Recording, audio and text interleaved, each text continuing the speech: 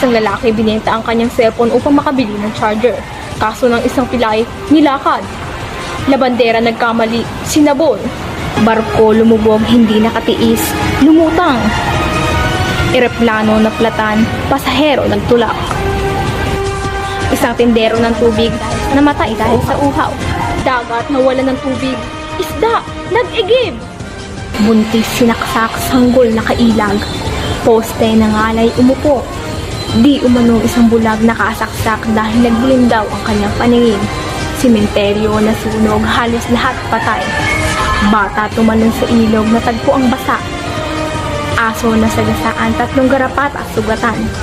Mga isda sa ilog Pasig, nalunod, patay.